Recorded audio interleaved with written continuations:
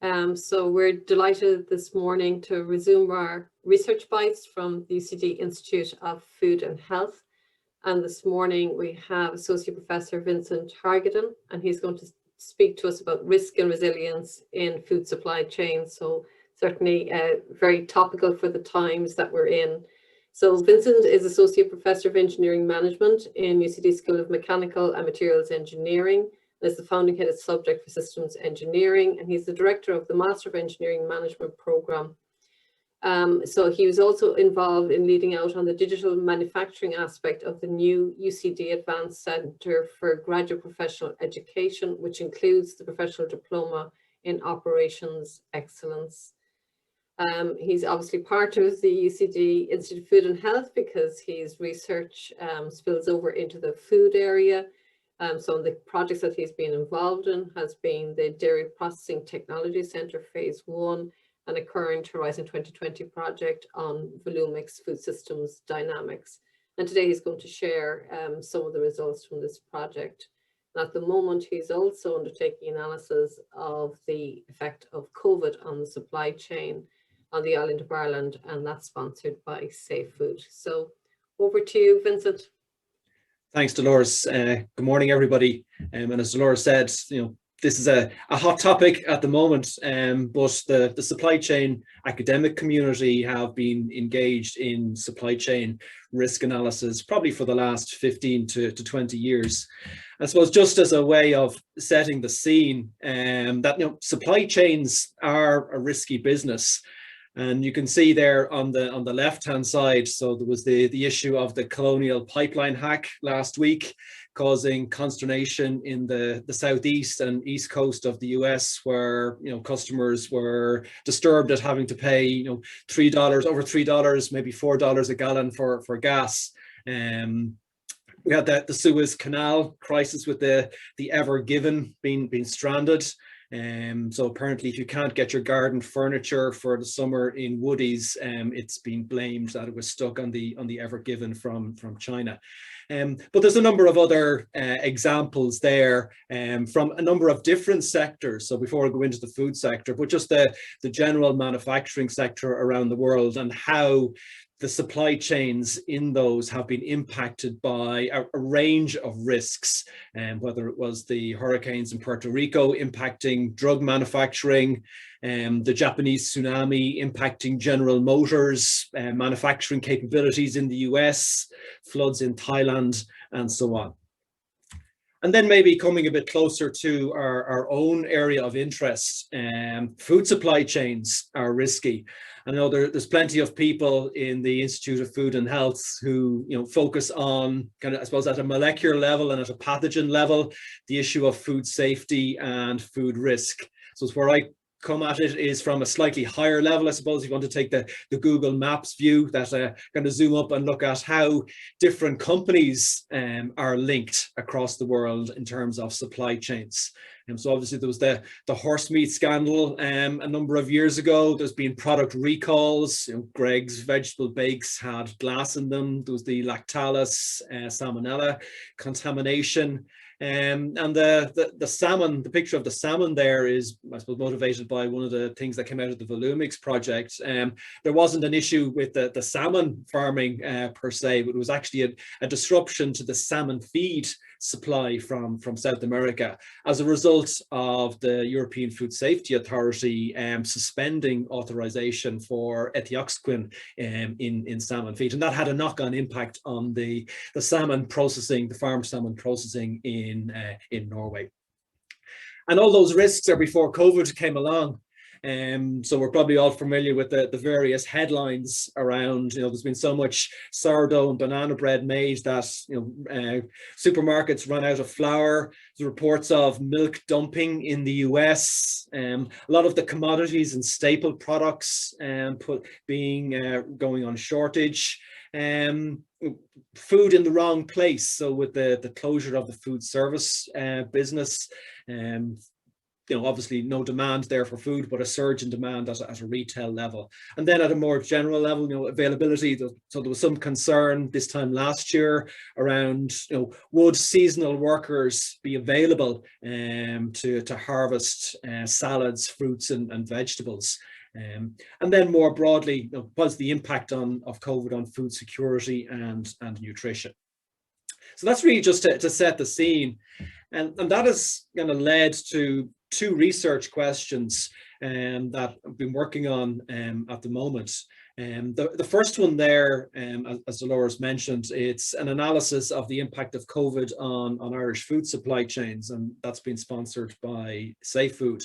And that's very much an empirical assessment. So, going back to before February 2020, what type of supply chain risk analysis and scenario planning would have been commonplace in the Irish food sector? And then as the pandemic spread from Asia into Europe and then onwards to Ireland, UK in mid to late March, what was the immediate and then longer term impact, and how did food companies cope, change their behavior, change their patterns, change operations?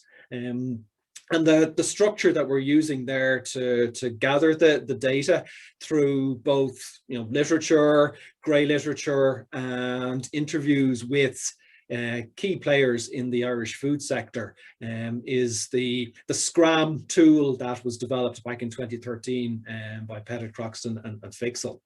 And that work is ongoing. I'll touch briefly on some of the findings, but I'm obliged to provide the findings first to Safe Food before publicising them more widely. The second research question then is, looks at the Volomix project, Horizon 2020 project, which is in its final stages. And the task that I was involved in there was how to analytically model the impact of disruptions on food supply chains. So that was a simulation modeling approach, which took two approaches really: agent-based simulation and discrete event simulation. And I'll talk about those later on. So just to take a step back and provide some baseline definitions in terms of, when I'm talking about supply chain risk and supply chain resilience, what is a risk? So what is a supply chain risk, and what is meant by supply chain resilience? And the accepted definition of supply chain risk is when there's a serious disturbance arising from risks within or external to the supply chain. And there's a couple of important phrases or words within that definition. The first one is serious disturbance. So things like late deliveries or employee turnover, they're not regarded as serious supply chain risks. That's just basically the price of being in business. You encounter those on a daily or a weekly or a monthly basis, and you kind of just get on with it. Whereas supply chain risks are serious disturbances, often unforeseen, that can happen within the supply chain. So in other words, something can happen within the four walls of your food processing facility. It could burn down or be struck by a hurricane or an earthquake, or upstream in your supply chain or downstream in a distribution center, something can happen, but also external to the supply chain. And I think that the COVID pandemic would be a good example of a risk that emerged outside but had a very serious impact on food supply chains in particular.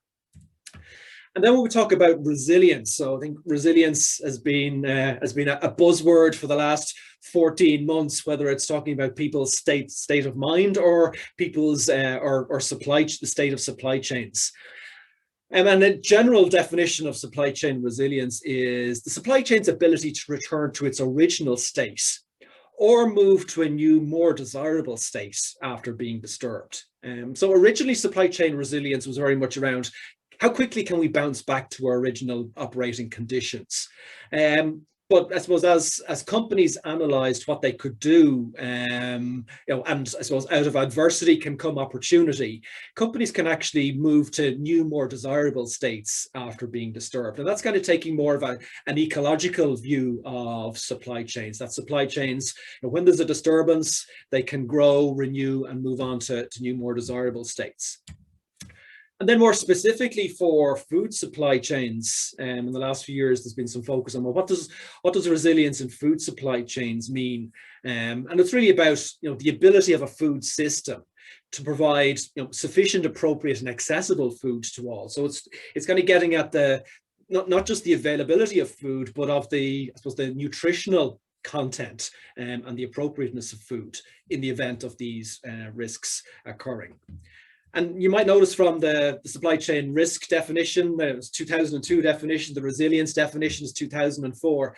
And that really goes back to when the supply chain academic community really started to see supply chain risk and resilience as an interesting area, because of the number of events that were starting to occur there, and there was kind of a number of broader factors that led to that. So it's really been something of focus, an ongoing focus for the supply chain community probably over the last 15 to 20 years.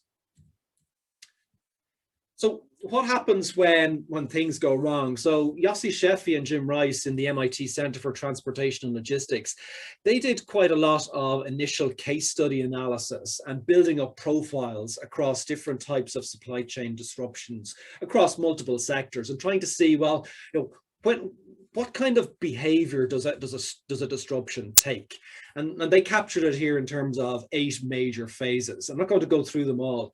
The unit of time can vary depending on the nature of the disruption. And then on the y-axis, they've got some measure of performance, whether that's operational capacity, whether it's throughput, whether it's sales, turnover, and so on. So really what they see is that you may have some preparation, the event hits, and then you've got to react to that. But you may, over a short period of time, essentially start to run out of stock. You mightn't run out of stock immediately. And then you hit rock bottom and you start to try and prepare for recovery. Now, there's been some criticism of this initial profile that they developed, because really, if you look at number 8 here, the long-term impact, what they're suggesting is that, well, firms never really recover after a disruption. Now, there is some evidence based on stock market returns that there is a mean abnormal return in the long term. But if you go back to the definition of resilience, well, it suggests that at least firms could recover, or if not, move to a more desirable state afterwards. Just want to zone in on the preparation phase, and I think if we one of the things that emerged from our empirical analysis is actually the role Brexit has played in actually preparing Irish food supply chains for COVID, even though they didn't realize it at the time. So the Brexit preparation has been going on for nearly 4 years, but COVID, there was very little preparation time. Some Irish companies who have a global footprint were aware of what was happening in China in January 2020. But a lot of the analysis was, well, this is just going to be another SARS outbreak, similar to what happened, I think, 2003, 2004. And nobody really, I suppose, appreciated the full scale of what was going to materialize. But I suppose if you want to take Brexit and COVID as 2 different types of disruptions, that's time scale on the x-axis obviously stretches out for 4 years, and Irish companies have been preparing for 4 years for Brexit, but they had very little preparation time for COVID. Now, why are supply chains increasingly risk prone? And this is often an opening slide I use with my students in supply chain management when we cover this topic. And I suppose what's interesting among the students now is actually the second last and last points are often the first things they come up with as to explaining why, or trying to come up with reasons as to why supply chains are increasingly risk prone. And we've seen over the last not just days, weeks and months, the impact of cybercrime on supply chain IT systems, because supply chains are so dependent on the IT systems to hold them together, and that cybersecurity and cyber crime is making supply chains increasingly risk prone. And students also highlight the increasing number of natural disasters, the severity of some of those natural disasters, into the broader impact of climate change making supply chains increasingly risky. I suppose from an operational point of view, the first four are really the ones that have really impacted, made supply chains increasingly risk prone. Globalization, so not just in the food sector, but across multiple sectors. Supply chains are scattered around the world. So companies may be sourcing raw materials from Southeast Asia, from South America. They may be producing in Europe and then selling in Asia. And the Norwegian salmon, for instance, is an example where feed is coming from South America. Salmon are being farmed and processed in Norway, and then within 48 hours of being processed, they're on a supermarket shelf in Tokyo. There's more links in the supply chain. So companies are outsourcing a lot more. So there's a lot more third parties. So your supply chain is longer. There's less of what is called vertical integration. In other words, companies are doing less themselves and they're getting other companies to do more for them. And they're just concentrating on their own core competency. Lean and just in time has been a phenomenon that's been around for the last 20, 30 years in terms of operations. So lean, obviously just reducing safety stocks, reducing any type of waste. But that's fine until something goes wrong and you've got no buffer stock to keep you going. And then the last one is rationalization of the supplier base. So companies are now reducing the number of suppliers that they're dealing with. They're dealing with a smaller number of key suppliers, so they don't have backup suppliers. So there are a lot of the factors that are making supply chains increasingly risk prone.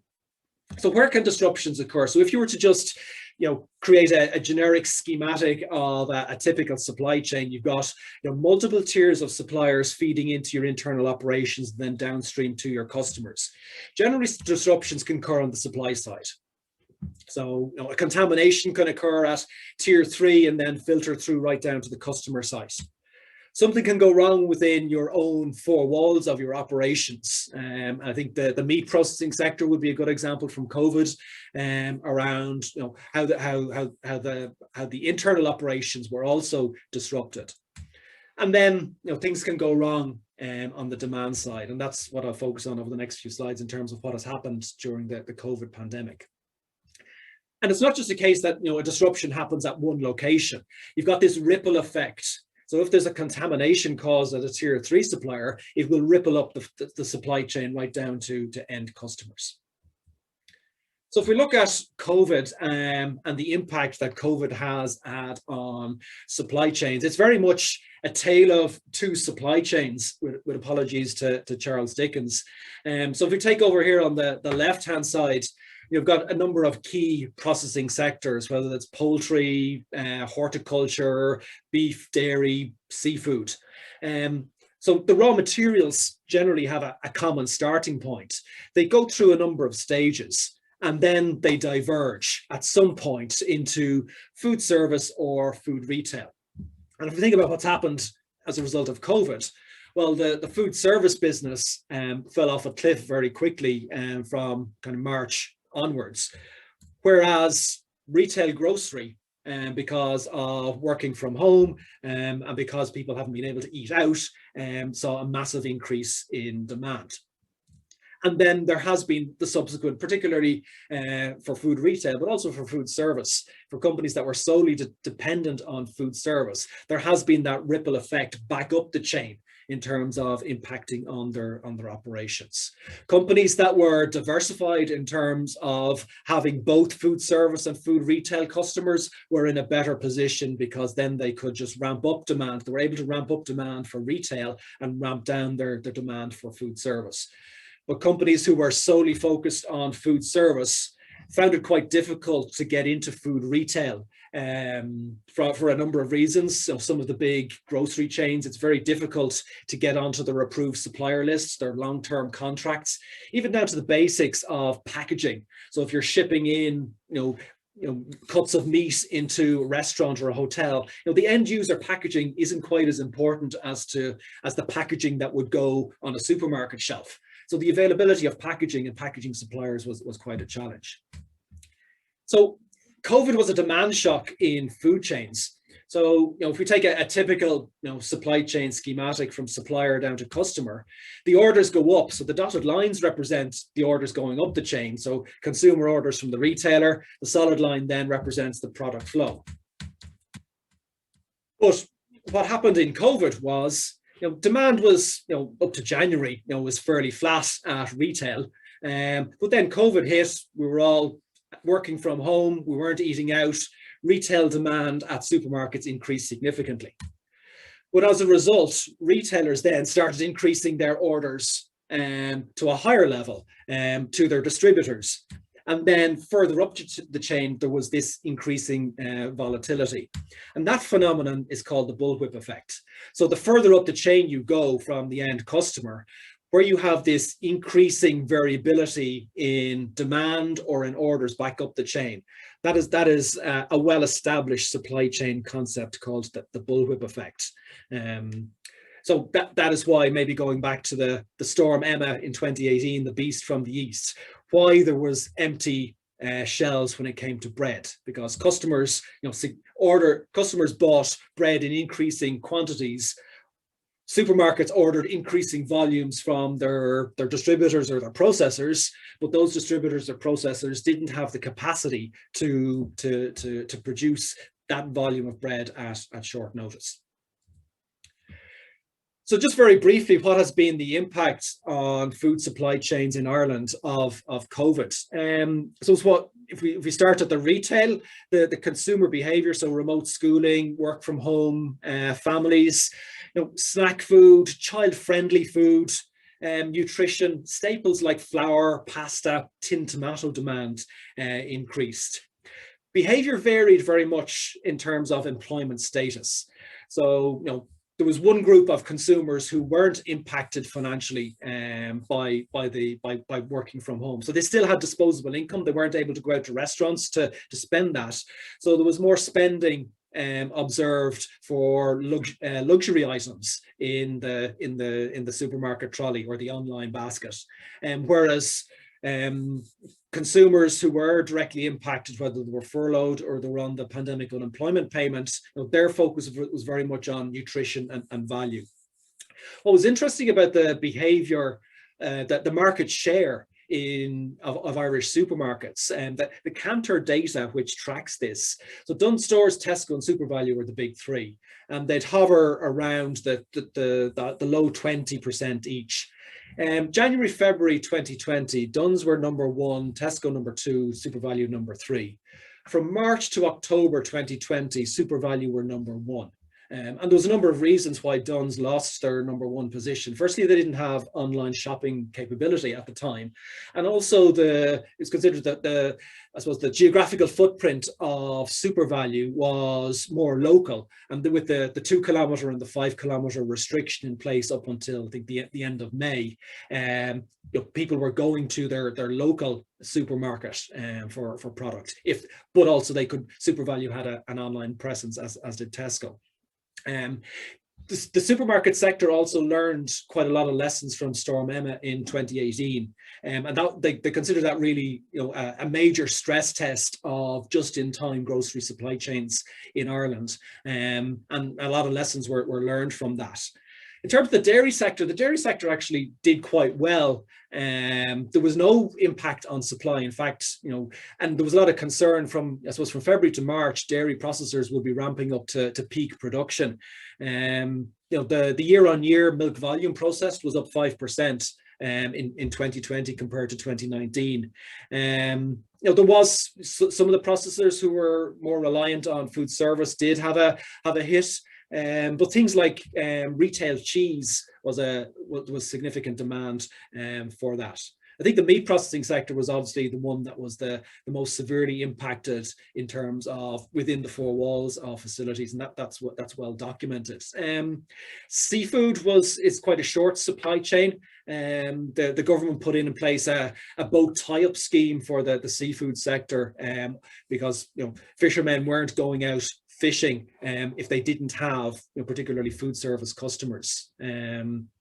And as mentioned earlier, the preparation for Brexit has actually enabled greater understanding and transparency of supply chain activities, and actually, de-risked supply chains. So then on the analytical side of things, the simulation modeling approach to supply chain risk analysis. So what we do here is we do computer-based representation of real-world production processes or supply chains. So the diagram on the right is really just representing a typical supply chain by block diagrams which are linked together in terms of product or information flow. And what we can do is we can capture the properties of each step or link in terms of volume, capacity, time, distance, and so on. And what makes simulation modeling a very useful tool is that each of those entities has some level of variability. So we can capture the variation of parameter values through different distribution profiles. And then we can do long run analysis in terms of inventory levels, identifying bottlenecks, doing scenario analysis. And it tends to be a more accurate representation of reality than optimization modeling. So where we've applied this in the food context is through the Volomix Horizon 2020 project. So that has been analyzing food system dynamics, and it's examined 5 food value chains in Europe. Just for this presentation, just going to focus on the Norwegian salmon case study, as that was one of the 5 food chains that was analysed as part of the project. And we looked at the impact of the feed supply disruption. And we took a hybrid simulation approach. So the discrete event simulation analysed the salmon processing activities, and the agent-based simulation captures the behaviour or decision rules of supply chain participants. So on the right here, on the bottom of the right, that particular flow represents the processing activities of farmed salmon. So that was the discrete event simulation. And the top of the diagram represents the behaviors, the processes, the decision rules of the different entities in the farmed salmon supply chain. So what we were able to do then is take that generic disruption profile and then transfer it into a state transition approach. So, over different time horizons, different levels of performance being inputted into feed supply. Now, this is quite a busy diagram, but what was the impact of analyzing a supplier disruption? So if you look at where the 4 big red arrows are, so what we can see is that, the producer has had a stock out. Over here, we can see the gap. So the producer's raw material inventory was down to 0 for a period of time. The supplier capacity here, dropped down for a period of time. And then we can see inventory levels here being down to 0 compared to their regular steady state. So what we're able to do then is we're able to analyze, using the simulation model, the impact of different resilience metrics, such as putting in additional buffers of raw materials or bringing in alternative suppliers or changing transportation modes. So simulation modeling allows us then to analyze the impact of risks, and also to show what policies would enable greater supply chain resilience. So in terms of just finishing up, so our group here in engineering, we think we've got a number of potential opportunities to collaborate with the wider academic community in the Institute of Food and Health. So one of the areas that I've just talked about is modeling resilient food supply chains, but we also have capability in terms of modeling sustainability as well as resilient food supply chains. And then kind of looking more on the automation side of things, looking at introducing automation in food production processes. So our lab, we've invested in mobile robotic platforms. So this picture on the right represents a KUKA mobile robotic platform. So the base is mobile, it's like an automatic guided vehicle. And then the top piece, the top arm, is a collaborative robot. So in other words, you can have this robot working in collaboration with a human. With no danger. And that's something that was the basis of a DAFM proposal that we put in with Teagasc this year. And then we've got expertise in the area of Industry 4.0 in terms of process monitoring, blockchain, virtual and augmented reality, data analytics, and digital twin simulations. So certainly be happy to have a discussion with anybody who's interested in collaborating in that area. Okay, so that concludes the presentation. Thank you for your attention.